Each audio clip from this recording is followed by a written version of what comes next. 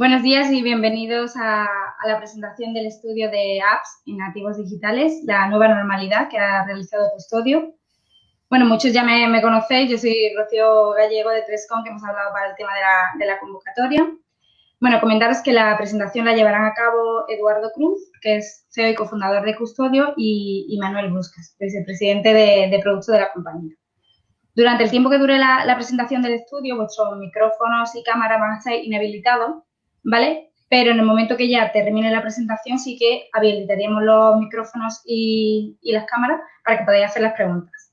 Si durante la presentación surge alguna pregunta o cuestión que queréis hacer al finalizar la presentación, solo tenéis que poner vuestro nombre en el chat que os aparece abajo a la derecha y el medio, para tener un poco el orden de los periodistas que vais a preguntar y demás.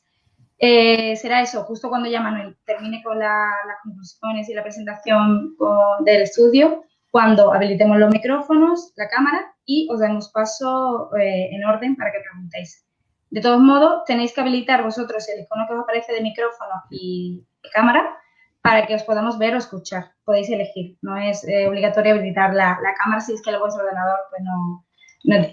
De todos modos, recordaremos estas instrucciones justo al acabar la presentación de Manuel. Así que bueno, si alguno tuviera problemas cuando haya que preguntarse las preguntas, podéis realizarla también por el chat, escribiendo ahí la cuestión. Sin más dilación, doy paso a Eduardo Cruz, CEO y cofundador de Custodio. Muchas gracias. Espero que estéis todos bien dentro de las circunstancias actuales y, como ya os han comentado, hoy os queremos presentar un estudio en el cual hemos estado trabajando algo más de un año para dar luz sobre unas cuestiones que para nosotros son muy importantes como misión de compañía, pero que creemos que también lo son para la sociedad en general y para las familias, los padres y las madres. Yo soy Eduardo, Manuel también está al otro lado, ¿verdad? Sí. Perfecto. Y antes de que empecemos con el estudio, que lo va a presentar Manuel principalmente, os quería comentar un poco de fondo sobre la compañía para que entendáis un poco mejor quiénes somos y qué hacemos. Somos una compañía que nos dedicamos a lo que es el negocio de las soluciones para el bienestar digital. Esto lo que significa es que estamos ayudando a familias a lo largo del mundo a gestionar sus dispositivos digitales por diferentes motivos, tanto como para poder entender para qué se usan y cómo se usan, para poder proteger a los más pequeños que no tienen que acceder más allá de un set limitado de aplicaciones o de contenido, o para épocas, pues, por ejemplo, donde es necesario estar más enfocado y quizás dedicar menos tiempo al entretenimiento versus otras cuestiones como pueden ser las tareas, ¿no? En ese sentido, eso es una compañía que se fundó en 2012, la fundamos yo personalmente y dos cofundadores, Josep y Josh. La fundamos en la ciudad de Barcelona. Es una compañía que a día de hoy pues ha crecido un poquito después de estos 8 años. Tenemos algo más de 2 millones de usuarios en el mundo. Algo más de 75 empleados, una serie de estrategias, de alianzas estratégicas con algunas operadoras móviles para la provisión del servicio. Tenemos una presencia bastante global, como ya he mencionado antes, y tenemos pues usuarios en algo más de 180 países del mundo, prácticamente todos, hasta en islas del Pacífico tenemos usuarios, ¿no? De estos que se conectan con satélite. Y una de las cosas que yo al menos estoy bastante orgulloso es que somos un negocio o una empresa altamente exportadora, en el sentido de que el tamaño de nuestro negocio es principalmente más grande en el exterior que lo es en España. De hecho, tenemos menos de un 10% del volumen en nuestro país, ¿no? Evidentemente, el mundo es bastante grande. Y bueno, pues creo que contribuimos como empresa pues de manera evidente a la economía del país, tanto con trabajos de calidad como, he dicho, pues con una facturación principalmente exterior. En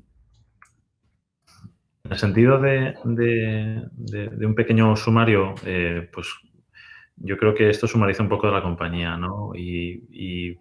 Somos una empresa que lidera este sector, y lo hace de manera pionera, ya que inventamos hace ya pues algo más de 8 años la manera en la que facilitamos este tipo de herramientas para las familias, ¿no?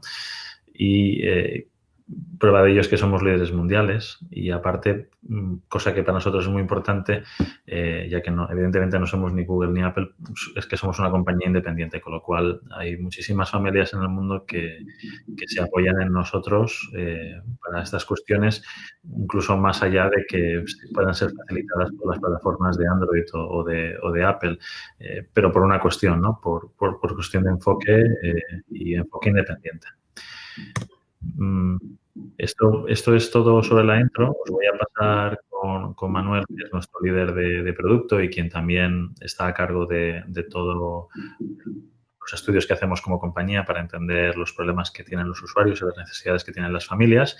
Y como he dicho, pues él os va a facilitar muchos de los detalles de este estudio que hemos hecho a lo largo de este último año. Muchas gracias. Gracias, Edu, y gracias a todos los que estáis en el otro lado escuchándonos y viendo esta presentación. Normalmente cuando hacemos este tipo de presentaciones siempre nos gusta poner una frase célebre de Nelson Mandela, la típica frase, pero esta vez en estos meses de confinamiento, mientras lo preparábamos dijimos, bueno, o dije, quizá voy a poner otra frase esta vez. Yo tengo una niña que acaba de cumplir 12 años y esta es la frase que seguramente más he escuchado durante el confinamiento. Por favor, papi, dame 5 minutos más. Y Sarblog está emitiendo un nuevo directo. Y Sarblog, para los que no la conocéis, es una youtuber, la verdad es que explica cosas muy chulas, es una youtuber de las que yo llamo sanas, pero esta conversación de dame 5 minutos más es la realidad a la que nos hemos enfrentado, yo creo, todos los padres y madres durante el confinamiento y es parte de lo que os vamos a contar a continuación. En el estudio sobre aplicaciones y menores, más conectado que nunca, nosotros lo que hemos pretendido, como dice Eduardo, es algo que llevamos un año trabajando, porque nos gusta entender, hacer una buena radiografía de qué sucede en los hogares y qué hacen los menores cuando acceden a Internet. Por nuestra posición global, eso nos ha permitido hacer el estudio comparando varios países. Aquí vais a ver conclusiones además de España, de Estados Unidos y Reino Unido. Y mientras estábamos elaborando este estudio, que estaba ya casi en la fase final, ha venido la COVID, con lo cual, lógicamente, el estudio tenía que incluir la nueva realidad que nos hemos encontrado durante estos meses de confinamiento. A nivel de metodología, y a mí estas cosas me encantan, no os voy a aburrir con detalles, pero lo que hemos... Un segundo, Manuel, perdona que te interrumpa. Es que dicen que no se escucha bien. No sé si nos escuchan ahora. Normalmente es por la conexión que tenemos en casa. Entonces, si alguien no escucha bien a Manuel durante la presentación, lo mejor es que salga y vuelva a entrar, ¿vale? En el email que nos mandaban en el 1C, volvéis a dar ahí y entráis directamente a la rueda de prensa. ¿Vale? Yo lo escucho bastante bien. Sí, o sea, veo que hay alguna gente que sí que lo escucha bien y otras que no. El que le esté dando problemas el audio, que haga... Vale, desde Canarias nos dicen que se escucha perfectamente. Pues eso, si alguien tiene problemas que no lo escuche, que salga y vuelva a entrar, ¿vale? Ya está, listo. De acuerdo. Pues la metodología, que podría estar hablando mucho rato, lo que hemos hecho es los datos o el comportamiento que vemos entre los usuarios de custodio. Estamos hablando de familias con niños entre 4 y 15 años. Hemos analizado el comportamiento de más de 60.000 familias, muy importante, lógicamente, anonimizando los datos, desagregándolos para que no haya ningún tipo de problema con la privacidad. Y hemos analizado el comportamiento de los menores, el comportamiento real, lo que hacen los menores cuando se conectan a Internet, con un foco especial en estos meses de pandemia. Si luego tenéis ganas de entender más cosas de la metodología, estaré encantado de responderos porque es un asunto que me apasiona. Yendo ya a lo que es el estudio, primero vais a ver los principales resultados, un resumen ejecutivo muy rápido, y luego veréis que hemos hecho un zoom en 4 grandes aspectos que nos han parecido muy relevantes. El vídeo online, las redes sociales, los videojuegos y la educación. Y al final del estudio nos hemos permitido, pues bueno, jugar un poco a ser gurús y hacer unas previsiones de lo que creemos que pasará en la era post-COVID y también incluir las reflexiones de expertos y expertas que colaboran con nosotros, como por ejemplo María Guerrero, que la veo ahí conectada, que es una de las psicólogas que colabora con Custodio. Dicho lo cual, vamos a las principales conclusiones. Hemos marcado 6 titulares. Ahora voy a ir rápido, no os preocupéis porque luego vamos a profundizar. El primer gran titular es que estamos en la era TikTok.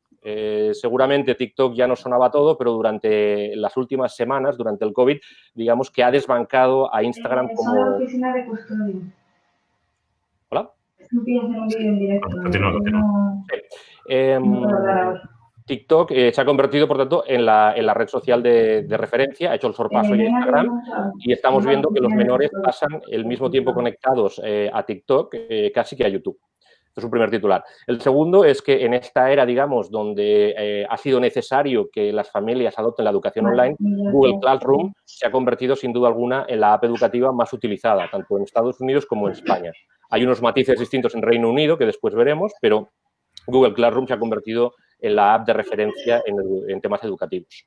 Tercer titular, y yo creo que este tampoco nos debería sorprender, pero al final vemos que los menores viven en YouTube. 7 de cada 10 menores usan YouTube de forma regular y además es una plataforma en la que se usa no solo pues, para ver cosas de los blogueros, sino incluso para ver la tele online, ¿no? Y se convierte en la segunda plataforma de televisión online después de Netflix. En el asunto de los videojuegos, hemos visto que quizá en España el uso de videojuegos no es tan relevante como en Estados Unidos y Reino Unido. Es importante, pero no es tan elevado. En todo caso, también, y luego lo veremos, hemos visto que en España la preferida por los niños es Brawl Stars.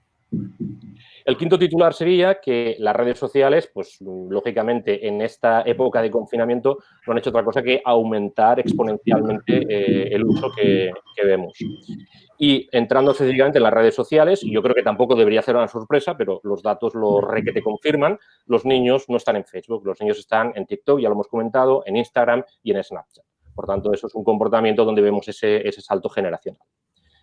Presentados estos titulares, como os decía, lo que queríamos era analizar esta realidad desde 4 categorías, partiendo de una premisa, ¿no? En los meses previos al confinamiento, en la sociedad ya hablábamos de las pantallas sí, las pantallas no, pasan mucho tiempo nuestros niños y los adultos. Bueno, la realidad es que durante los meses de pandemia el uso de Internet ha aumentado exponencialmente. Además, en todos los países se veía que en la semana que empezaba el confinamiento, posteriormente, había crecimientos de hasta el 180%, ¿no? Colegios cerrados, niños conectados.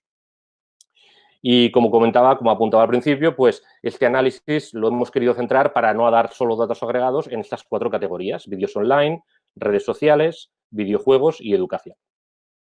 Vamos a ver, por tanto, cada una de estas 4 secciones por separado. Vídeos online. Ya lo hemos dicho en los titulares, YouTube es la plataforma principal. Es cierto que se ven otras como Netflix, como Twitch, pero realmente YouTube es el mundo en el que viven nuestros menores. 7 de cada 10 niños las utilizan y además vemos que si comparamos el consumo que había hace un año con el consumo que está habiendo estos días, hablamos de incrementos del 50% ya antes de la COVID y como vais a ver aquí, llegamos a momentos en los que, por ejemplo, en España, durante estos meses de pandemia, veréis que un niño o una niña se conecta en promedio 75 minutos al día. Fijaos que este aumento, además, y a nosotros eso nos parece relevante, se produce en el supuesto horario escolar. Ya sabemos que conciliar educación online en estos tiempos complicados, pero ese aumento de YouTube que estamos viendo se produce principalmente durante las horas lectivas. Y luego también hemos observado que hay diferencias en el número de minutos que están conectados los niños y las niñas. Por desgracia, no hemos profundizado en las razones, pero creo que quizá sería un aspecto a seguir indagando. El dato puro y crudo es que los niños se conectan un 20% más de tiempo en YouTube que las niñas. Hablamos de los datos de España durante estas semanas de confinamiento. Por tanto, esto es los 2 grandes titulares de la parte de vídeos. Pasamos al segundo de los aspectos que os quería comentar.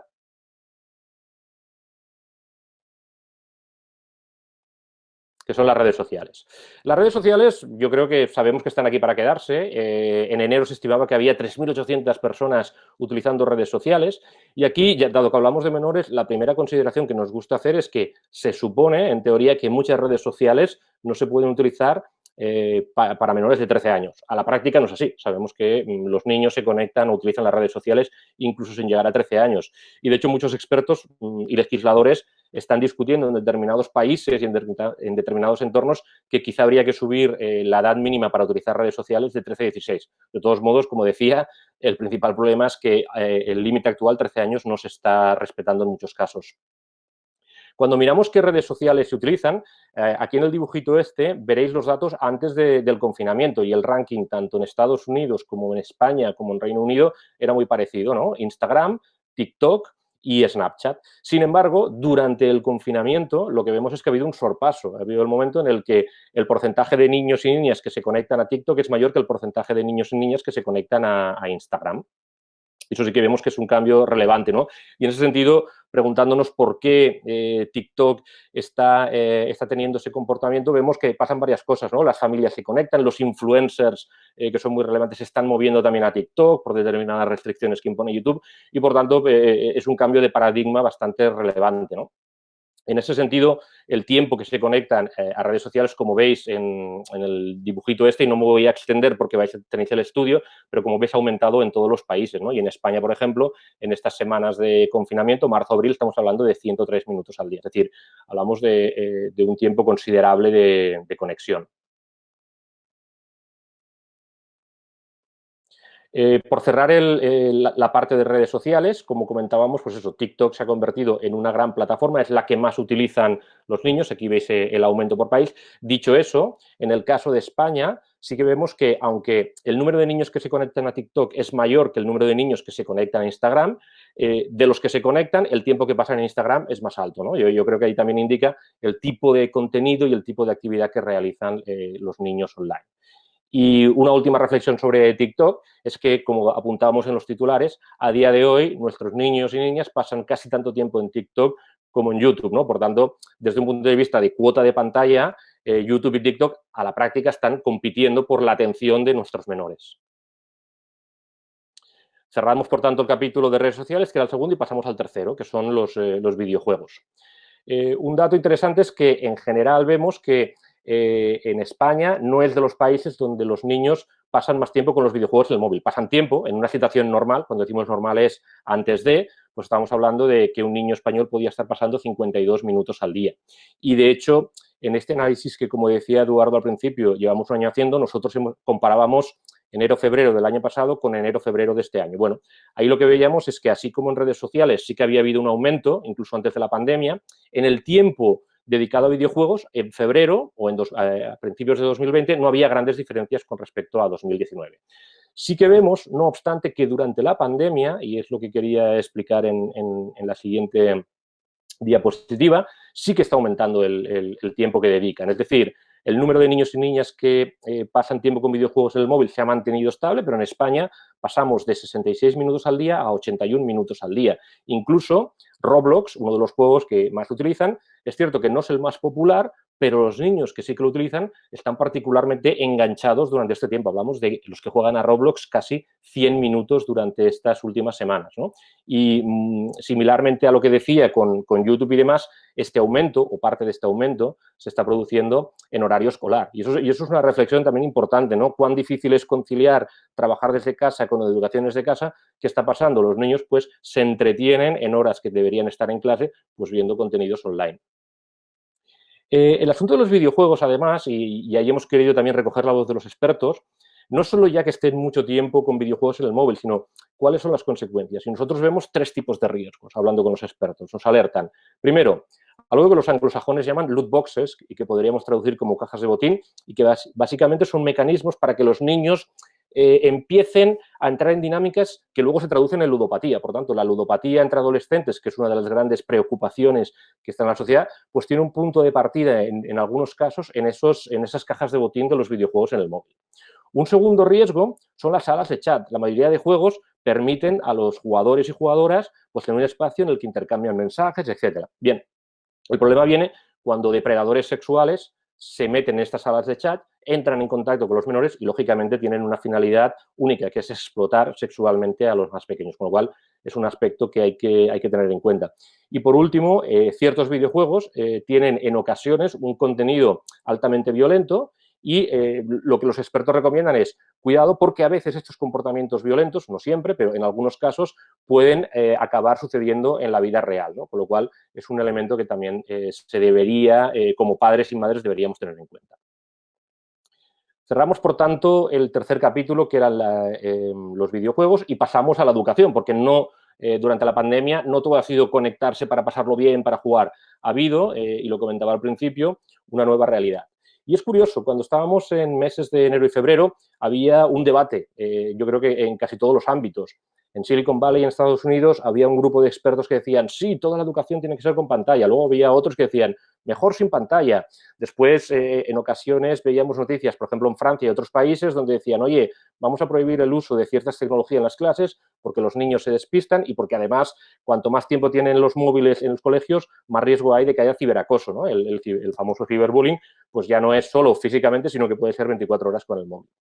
Todo esto era un debate y nos parece un debate relevante. Lógicamente, en el momento en el que se cierran los colegios, el debate cambia diametralmente, porque al final la cuestión es, oye, si los niños y niñas están en casa, pues van a tener que utilizar alguna herramienta. Y en este sentido, mientras hacíamos el estudio, lo que veíamos es que en España y en Estados Unidos, Google Classroom, que ya era una aplicación bastante relevante, se ha convertido en la app principal de educación. En Reino Unido, lo que estábamos viendo es que hay otra aplicación que se llama Show My Homework, que es la líder. Sin embargo, estos son datos de abril. Mirando datos de mayo, y os puedo dar como la primicia, Google Classroom ha hecho también el forpaso a Show My Homework en Reino Unido, con lo cual, evidentemente, todos los mecanismos gratuitos que Google está aportando a la educación se están traduciendo en que nuestros menores empiezan a educarse principalmente con Google Classroom o utilizan como aplicación. Además de aplicaciones, digamos, para dar clases o para la educación online, después surgen, digamos, servicios muy específicos para ciertas necesidades que también están teniendo mucho recorrido. Nosotros aquí las llamamos apps complementarias. Hablamos de Duolingo para idiomas, Photomath para resolver ecuaciones, incluso otras más clásicas para, digamos, que los niños cuando hagan deberes sean en un formato de concurso, como Kahoot y Quizlet. Por lo cual, estamos viendo que aquí hay un espacio que cada vez va a ser más relevante porque la educación online, digamos, está teniendo un comportamiento muy relevante. Viendo al tiempo que se utilizan estas apps educativas, vemos que en el caso de España es de los países, comparando con Reino Unido y Estados Unidos, que más tiempo van a estar conectados. Hablamos de 15 minutos, pero si os fijáis, estos 15 minutos son insignificantes si lo comparamos con el tiempo que pasan en redes sociales, con videojuegos, etcétera, etcétera, ¿no? Con lo cual, sí, los menores están empezando a utilizar aplicaciones educativas para dar las clases online, pero es evidente que el tiempo extra o el tiempo que han estado en casa en este confinamiento lo han dedicado más a redes sociales y a videojuegos que a elementos educativos. Hasta aquí, digamos, las conclusiones basadas en datos objetivas sobre lo que hemos observado del comportamiento. Aquí entra una sección que nos hemos aventurado a decir y nos vais a permitir, digamos, el ejercicio de, oye, ¿qué cuestiones creemos o qué previsiones hacemos? Lógicamente, son líneas generales que el tiempo dirá si se matizan o se confirman o no. Nuestra predicción es decir, oye, el tiempo que los niños han pasado viendo vídeos online, creemos que ahora va a ser muy difícil volver a donde estábamos antes. Los niños se han acostumbrado a ver muchos vídeos online, con lo cual, en esta época de cuarentena, que hemos visto esos niveles tan altos o más altos, pensamos que se va a mantener. TikTok, creemos que va a seguir creciendo. Durante estas últimas semanas lo hemos visto y el hecho de que menores, incluso los padres con los niños haciendo ciertos vídeos para el cole, que los influencers se estén moviendo, van a hacer que TikTok sea una red muy relevante. Facebook, hablando de menores, veremos un cierto declive, ¿no? Porque los menores al final entienden que Facebook es una red social de gente mayor, de sus padres, y por tanto no van a estar. No va a desaparecer, lógicamente, Facebook, pero en el ámbito de menores pues sí que vemos este declive. Videojuegos, creemos que no va a disminuir el uso, que los niños y niñas que juegan a videojuegos van a seguir jugando, pero tampoco parece, y nos basamos en los datos recientes, que vaya a haber un repunte en cuanto a que más gente lo va a utilizar. Quinta previsión, Google Classroom pues, es el líder mundial y creemos que dada la importancia que está dando Google al ámbito de la educación online, pues se va a mantener. Relacionado con la educación, en el momento en que los niños y niñas están dando clases online y eventualmente van a tener exámenes online, pues la tentación de utilizar servicios para copiar, para hacer trampas en trabajos y en exámenes, pues va a crecer exponencialmente, ¿no? Y es algo que creemos que va a pasar cada vez más. Séptima previsión, la televisión online, digamos que antes la televisión en el comedor, ¿no? El aparato de la televisión era el nexo de unión familiar. Bueno, creemos que el centro de la programación ahora es, y ya está siendo, pero cada vez será más, la televisión online.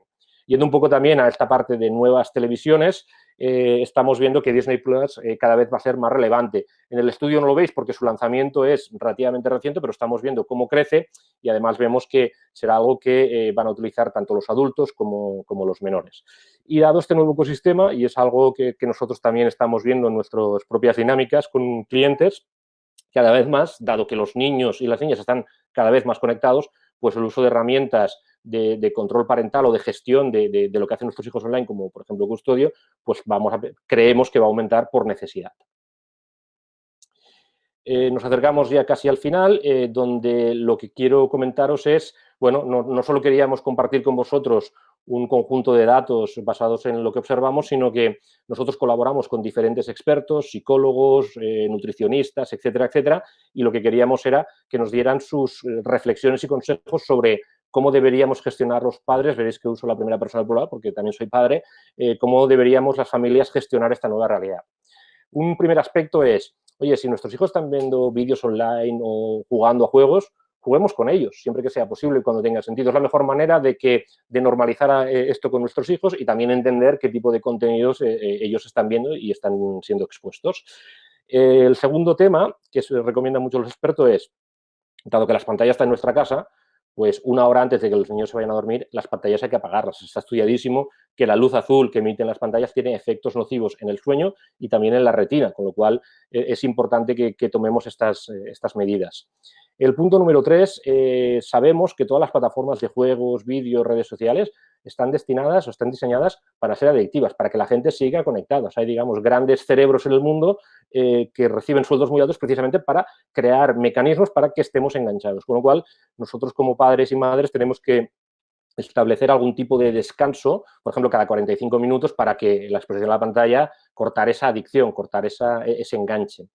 Muy relevante también, como padres, si no tenemos otra, es comprobar que el tipo de contenidos que ven nuestros hijos, pues ver la clasificación por edad, lo que es apropiado para la de nuestro hijo. Si nuestro hijo tiene 7 años, pues tenemos que tener cuidado que no empiece a ver vídeos en YouTube que seguramente están pensados para adolescentes, ¿no? Y eso es algo que tenemos que trabajar. Como me gusta decir siempre que igual que los padres nos preocupamos por lo que comen nuestros hijos, por su dieta, pues aquí tenemos que preocuparnos por su dieta digital, es parte de nuestras nuevas obligaciones.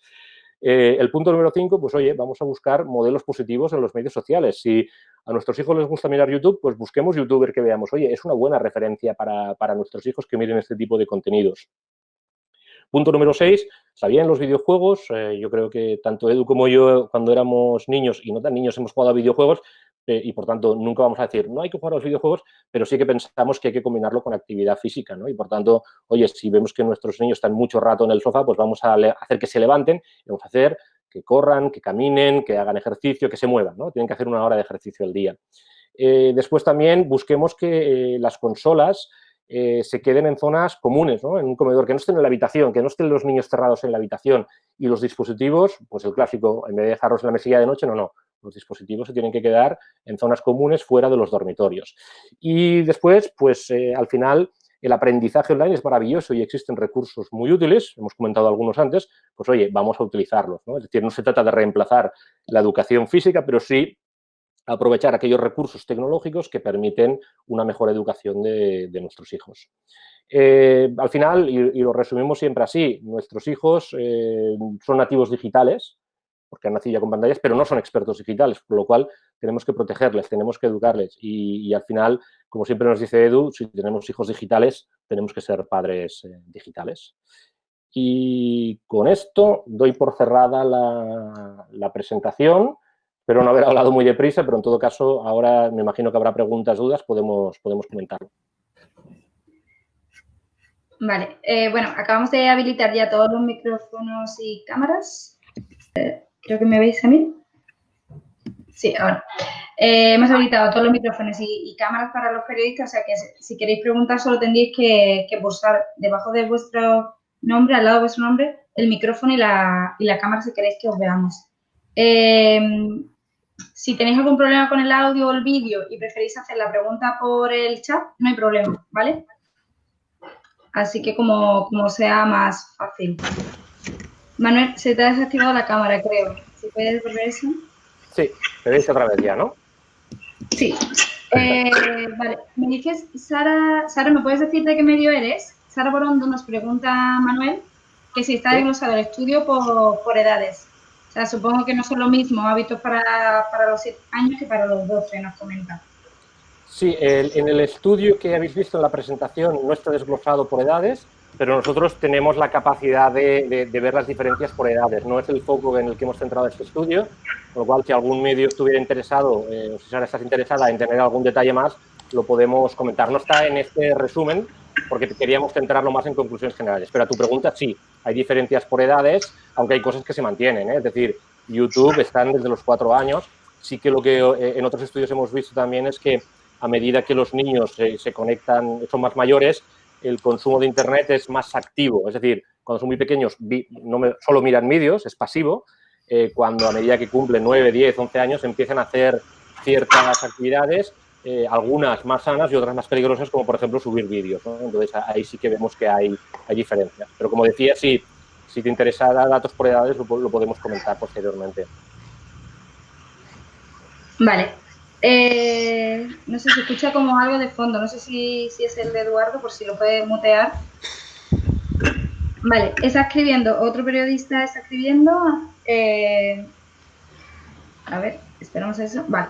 Pues tenemos otra pregunta. Ángeles Caballero, del Confidencial, nos dice que qué interpretación hacen de que la hora punta de YouTube sea en horas lectivas y si se ha tomado como variable la situación económica de las familias. La segunda pregunta, Rocío, no te he escuchado. ¿Si se ha tenido en cuenta la...? Sí, la situación económica de la familia, si es una variable a la hora de realizar el estudio. La primera pregunta, nuestra interpretación es que el mundo, esta Arcadia feliz de los niños ahora en casa, con las familias confinadas, teletrabajo y todo va a ir estupendamente, pues eso no es viable. Los padres y las madres pues tenemos que trabajar y además tenemos que intentar que nuestros hijos sigan las clases online. Que veamos esas conexiones en horario lectivo significa, uno, en algunos casos hay niños y niñas que por las dinámicas de sus colegios no tienen estas clases online, con lo cual pierden las clases y pasan el tiempo viendo vídeos, y en otros casos, digamos que, aunque haya clases online, ese elemento de que haya un profesor o una profesora acompañando al alumno en todo momento desaparece, ¿no? Con lo cual, pensamos que es una de esas consecuencias que nos hacen decir que la educación online a día de hoy es un complemento, pero no puede sustituir la actividad física, la actividad presencial, perdón.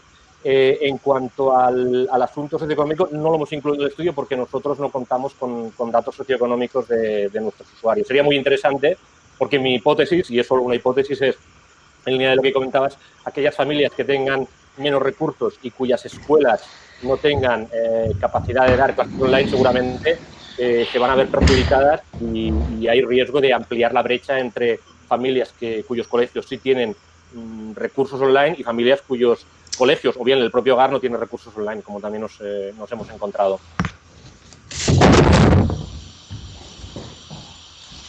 Vale, no sé qué se escucha. Vale, nos dice, ¿me puedes decir de qué medio eres, Antonio? Porque tenemos aquí otra pregunta, ¿vale? Te voy a ir leyendo, Manuel. Sí. Perdón. Buenos días, Antonio José Fernández, de la web de Radio Televisión de Canarias. Los compañeros de EFE lanzaban en octubre de 2019 ese dato, ¿vale? Los niños canarios y los murcianos, o sea, en octubre del año pasado, ¿sí? La agencia EFE lanzó este dato que te voy a leer. Los niños canarios y los murcianos son los que más tiempo pasan conectados a Internet de todo el país, con un promedio de 3 horas y 18 minutos diarios, casi 1 hora más que los menores del resto del país. ¿Han hecho ustedes un estudio por consumo según zona geográfica? Gracias. En este caso no lo hemos hecho porque no contábamos con ese dato, no teníamos posibilidad de tener ese dato geográfico, con lo cual la respuesta, desgraciadamente, habría sido muy interesante. La respuesta es que no tenemos esa información. O sea, sí que es verdad que la comparativa, como habéis visto en la presentación, está con tanto Estados Unidos, Reino Unido y... Sí, vale, está en ámbito país. En el caso de España, por desgracia, no tenemos el dato desagregado en comunidad autónoma o en provincia. De todas formas, las piezas que trabajamos el año pasado, algunas sí que tenían, ¿no? Datos por territorios del país. Quizás esta información es de ahí y quizás, no sé si Antonio no la ha visto, la del año pasado.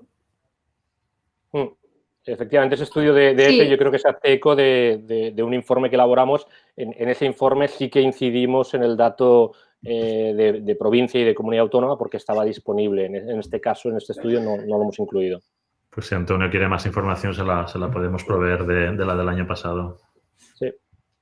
Exacto. Si hubiera alguna duda sobre el estudio que presentaba en octubre, pues nos puede preguntar, Antonio. Y de hecho, Vale, perdona, Rocío, ahora me he acordado cuando decías esto del estudio, a la primera pregunta, en aquel estudio del año pasado sí que teníamos un desglose detallado por edad, con lo cual, volviendo a la primera pregunta de los datos por edad, de ese estudio que hicimos en 2019, sí que tenemos el comportamiento muy trillado por edades. Sí, o sea, se hacía una comparativa bastante buena entre primaria, secundaria y demás. Sí, Pues cierto. a Sara quizás le interesa este tema. Vale, nos pregunta Sara de nuevo si sabéis a qué se debe el trasvase de influencers de YouTube a TikTok. Hay varios aspectos. Hay uno, primero, diría que está en el marco legal jurídico, y es que YouTube desde hace un tiempo, por requerimientos legales, sobre todo en Estados Unidos, cambió su política para lo que es creación y publicación de contenidos dirigidos a menores. Muchos youtubers que se ganaban la vida bastante bien en YouTube, por estos cambios de, digamos, estas restricciones, pues se han dado cuenta que sus contenidos ya no los pueden monetizar de la misma manera en YouTube. Ese ha sido un primer elemento, ¿no? Después hay un segundo aspecto, y es que la popularización de TikTok ha ido creciendo poco a poco, y durante estos meses de confinamientos, estos influencers primero y después, como los niños lo utilizan, los padres hemos redescubierto TikTok, y estos vídeos de padres e hijos juntos en TikTok han proliferado, con lo cual estas son nuestras dos hipótesis, y creemos que va a crecer más. Es decir, el uso de TikTok cubre un espacio que no cubre YouTube, y que yo siempre bautizo como cuando éramos pequeños y hacíamos como un karaoke ficticio, pues cubre ese espacio, ¿no? Entonces, esas son las dos explicaciones o hipótesis que yo tengo sobre la popularidad de TikTok. Sí. También hay un componente de viralidad y de audiencia, ¿no? Como decía Manuel, hay una audiencia muy grande ahora mismo en TikTok, y además es un medio en el que la producción es mucho más simple que lo que es YouTube. YouTube, al nivel que operan muchos de los youtubers hoy en día, casi que requiere hasta guionista y alguien a cargo de la producción de cámaras y sonido, ¿no? Se están haciendo unas piezas de vídeos y contenidos muy profesionales. En TikTok las cosas son mucho más amenas, directas y sobre todo cortas, con lo cual una sola persona puede hacer una pieza de contenido que siempre es muy corto y suele ser divertido, y tiene una audiencia y una viralidad que es muy grande. Son medios bastante diferentes. Y de hecho, abundando en lo que dice Edu, como dicen los anglosajones, es muy mobile first TikTok, es decir, nace en el ámbito móvil, ¿no? No nace como plataforma web que luego es online como YouTube, ¿no? YouTube nació en un entorno.com y luego sí tiene su versión app, pero TikTok nace por y solo alrededor del móvil. Sí, sí. Hay gente que sí que quiere ver un vídeo de 10 minutos, y hay muchísima gente o la misma gente en otro contexto, que no quiere ver un vídeo de 10 minutos, ¿no? Y de hecho muchos de los niños, y esto es algo que los adultos no estamos acostumbrados, incluso los vídeos de YouTube los ven a múltiple velocidad, a por 2 e incluso a más, con lo cual ellos lo ven acelerado y lo escuchan hasta con voz de pitufo, porque quieren pasar por la información rápido, no quieren verlo a velocidad normal. Esto lo hacen muchísimos niños, muchísimos. Es curioso, la verdad. A ver, tenemos otra pregunta de Gonzalo de la revista Capital. Nos comenta si ha aumentado y cuánto el número de ciberacosos y el mal uso de las aplicaciones, por ejemplo, con pagos en juegos sin el consentimiento de los padres, todo eso durante esta pandemia. Antes de la pandemia ya estaba aumentando, y era algo que habíamos visto. Y durante la pandemia lo que hemos visto reflejado sobre todo en otros estudios es que sí. La respuesta es que sí. Nosotros en este estudio no hemos hecho un enfoque solo en ciberacoso, pero todos los medios han recogido que efectivamente ha habido un aumento. Vale, tenemos otra pregunta de Arantxa, ella es de Innova Plus, de Vocento. Nos comenta, ¿el estudio se ha hecho entre usuarios de custodio? Esa es una de las preguntas. Sí. ¿Vale? Comentaban que preveían un aumento del uso de apps de control parental, ¿No choca un poco querer una app para controlar los contenidos digitales y luego dejar que los niños usen redes sociales cuando legalmente no podrían hacerlo? Y última pregunta, ¿cómo gestiona una app como custodio todo ese tipo de cosas? Vale, realmente las apps como los servicios como el nuestro nacen precisamente porque es la manera de complementar cuando te veo conectado te quito el móvil, ¿no? Que es algo que no siempre puedes hacer. Entonces, servicios como custodio lo que te permiten es remotamente gestionar eso, es decir, no necesitar estar al lado de tu hijo o de tu hija para que esos contenidos que no deberían acceder o que el momento en el que tú no quieres que accedan suceda.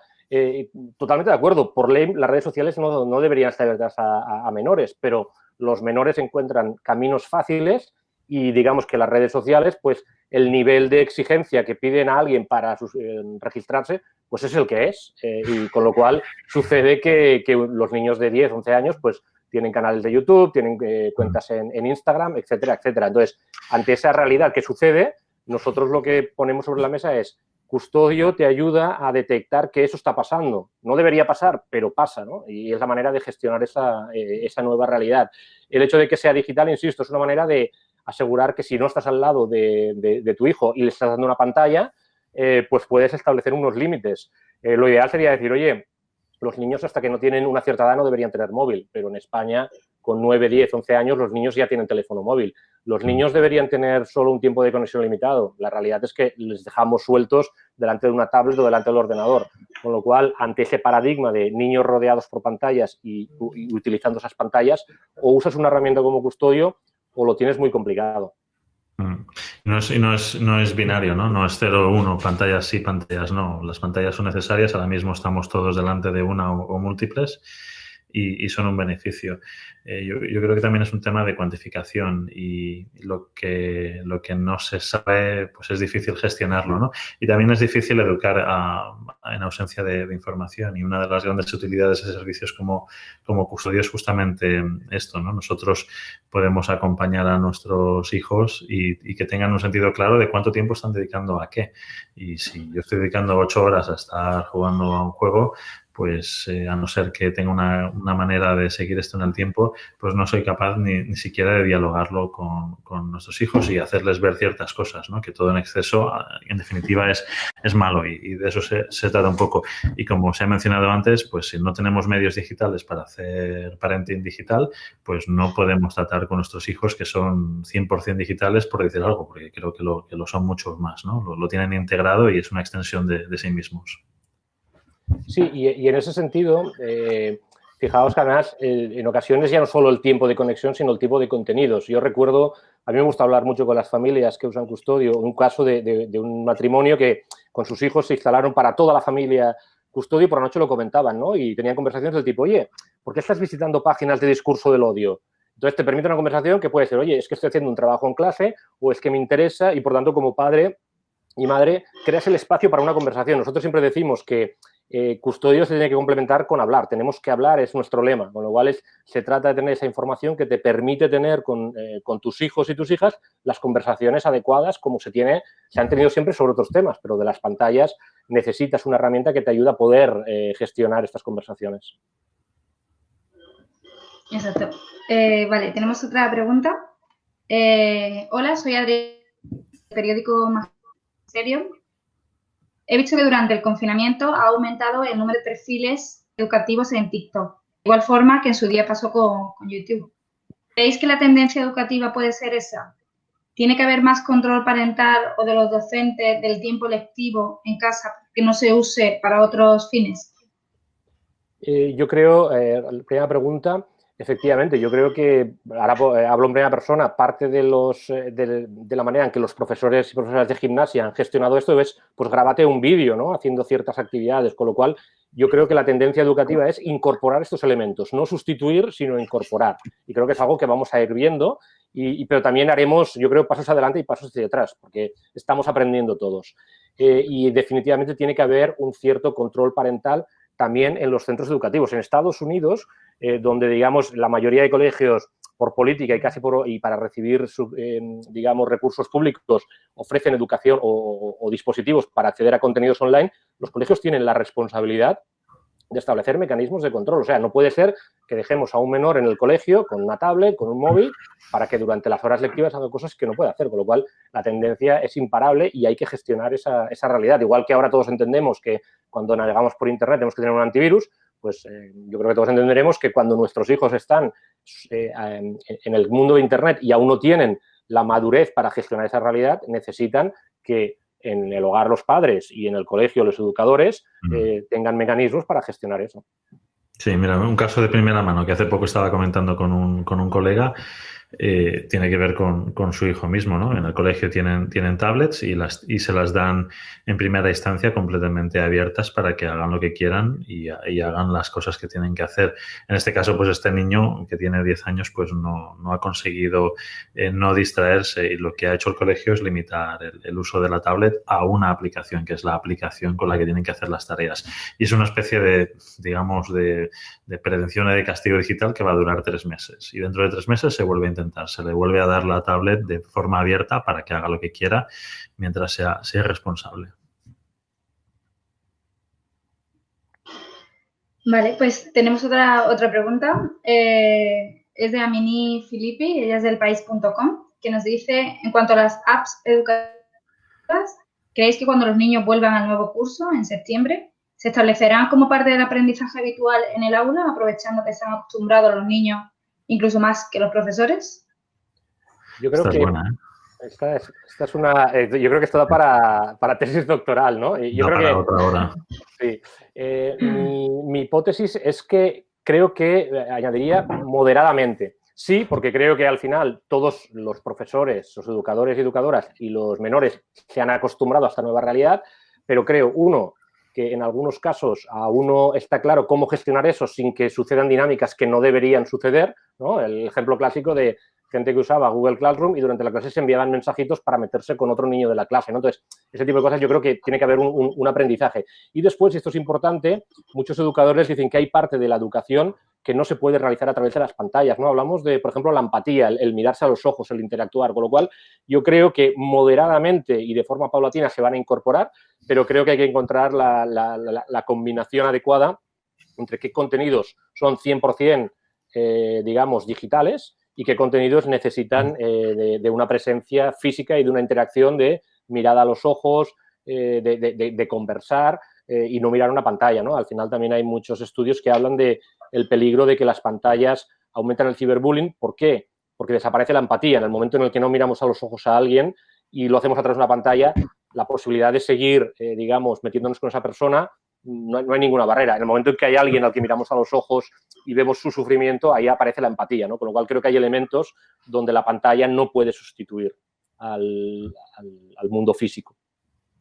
Sí, y yo quizás añadir que desde el punto de vista operativo, pues ahora mismo hay una indigestión muy, muy grande, ¿no? Los colegios han pasado, y la gran mayoría de ellos, de 0 a 1 en este sentido, de ser 100% presenciales con unas rutinas hiperconocidas por todos a un nuevo paradigma donde se ha tenido que inventar una manera de hacer algo. Y ese algo, en la mayoría de casos, se trata de hacer un check-in con los niños, estando los padres al lado, entregando una serie de tareas, donde los padres y madres pues están haciendo de tutores una vez que se acaba ese check-in remoto, y donde están haciendo pues de acompañantes, de profesores, y es algo que no está mal, porque es la mejor de los escenarios, ¿no? Que sean los propios padres los que puedan proveer educación. El problema entra en conflicto con la economía, es decir, que si los padres y madres tienen que trabajar y hacerlo un número de horas, pues es incompatible con el hecho de también hacer una tutoría a los hijos de manera diaria. Y eso quizás es lo que choca con lo de septiembre, ¿no? Es decir, cuando tenemos cantidad de familias en situaciones de ERTES o con cierta duda sobre la viabilidad de sus puestos de trabajo anteriores, esto entra en conflicto con un mundo en el que de repente la educación en septiembre tiene un gran componente, digamos, remoto, ¿no? Porque tenemos que recuperar, padres y madres, pues nuestras funciones laborales. creo que hay un camino, ¿no? Y como decía Manuel, pues vamos a ir para adelante y vamos a ir para atrás. Se van a incorporar cosas porque yo creo que es necesario estar en forma, ¿no? En forma digital también en los colegios a la hora de poder operar de esta manera. Tiene todos sus beneficios, pero nuevamente las cosas son un balance y tiene que haber un componente, digamos, físico, de estar presenciales y también, evidentemente, en un mundo tan digital como el que vivimos hoy, pues tener unas aptitudes tanto por parte de los colegios, los profesores, como de los alumnos en cuestiones de trabajo online y colaborativo, pues es esencial, pero poco a poco, ¿no? Exacto, sí. Vale, no sé si hay alguna pregunta más. O sea, por lo que veo en el chat, hasta ahora la de Amini era la última. Si, de todos modos, o sea, si hubiera alguna pregunta o cuestión, tanto Manuel como Eduardo, incluso María Guerrero, que es una psicóloga experta que trabaja con custodio, pues están a vuestra disposición para atenderos cualquier duda. Vale, pues parece que no hay nada más. Está escribiendo alguien, creo, ahora.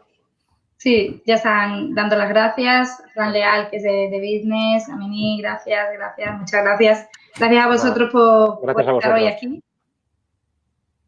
Y en cuanto termine ahora la presentación, os mandaremos todo el material, tanto la nota de prensa como la presentación. Y también os mandaremos el vídeo por si queréis ver algo, revisar alguna de las preguntas que hemos hablado y demás. Gracias. Gracias a todos. Gracias. Buen día. Gracias. Adiós. Adiós.